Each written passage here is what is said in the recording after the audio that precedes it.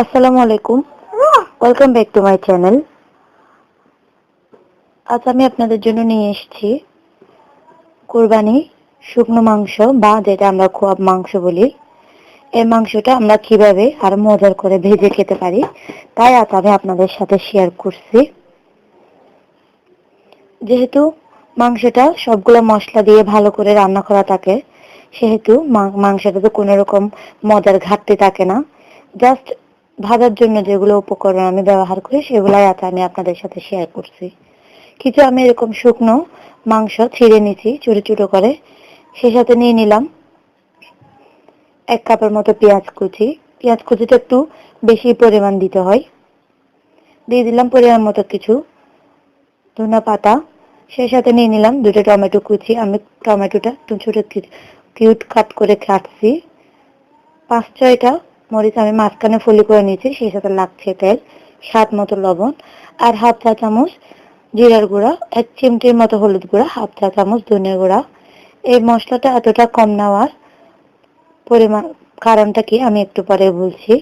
আমি রান্নায় চলে এসেছি। একটা প্যানে দিয়ে দিলাম 3 টেবিল চামচের মতো রান্নার তেল। তেলটা একটু গরম হয়ে আসলে দিয়ে দিচ্ছি কয়েকটা রসুন কুচি। রসুন কুচিটা থেকে আমি খুব বেশি ফ্লেভারটা বের করবো না, জাস্ট একটু ভেজে নেবো হালকা।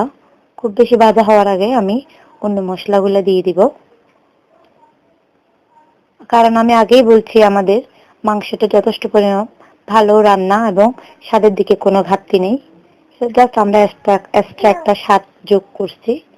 দিয়ে দিলাম কিছু পেঁয়াজ কুচি। পেঁয়াজ কুচিটা আমি হালকা নেড়ে নিলাম, খুব বেশি ভেজে নিলাম না। সেই সাথে দিয়ে দিলাম কাঁচামরিচ কুচি আর টমেটো কুচি। এগুলো দিয়ে আমি একটু নেড়ে চেড়ে নিচ্ছি।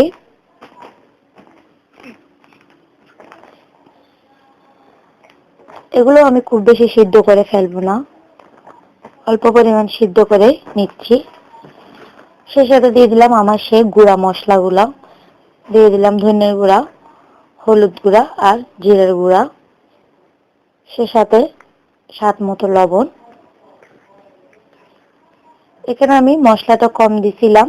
এখানে যে পেঁয়াজ রসুন বা টমেটোটা ব্যবহার করছি এই উপকরণটার জন্যই আমি জাস্ট মশলাটা ব্যবহার করছি। মাংসের জন্য খুব বেশি মশলাটা ব্যবহার করতে বললে ভুল হবে, কারণ মাংসটা আমাদের যথেষ্ট পরিমাণ রান্না এবং সবগুলা লবণ মরিচ ঠিক আছে।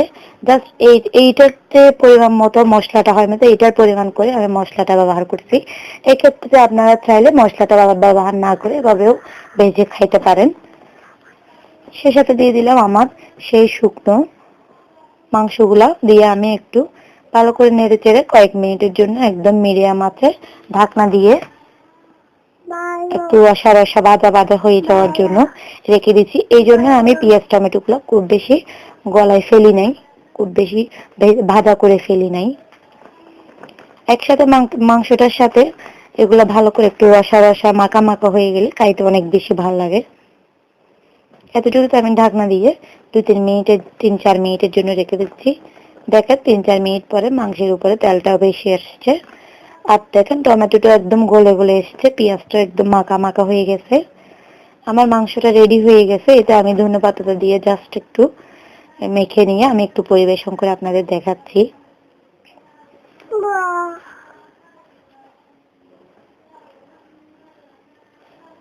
খুব অল্প সময়ে মাংস ভাজাটা হয়ে যায়।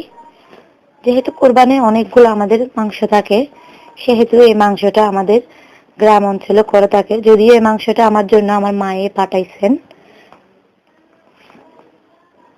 এই রেসিপিটা আমি এখন দিচ্ছি না। শুকনো বাজার মাংসটা। আমার রেসিপিটা ভালো লাগলে যারা এখনো পর্যন্ত আমার চ্যানেলটা সাবস্ক্রাইব করেন নাই, প্লিজ চ্যানেলটা সাবস্ক্রাইব করে নেবেন। আর রেসিপিটা ভালো লাগলে একটা অবশ্যই লাইক করবেন, বেশি বেশি করে শেয়ার করবেন, আর আমার জন্য আমার ফ্যামিলির জন্য দোয়া করবেন। আমার রেসিপিটা বাসায় ট্রাই করবেন, কেমন হয়েছে আমাকে জানাবেন। আজকের মতো বিদায় নিচ্ছি। আল্লাহ হাফেজ।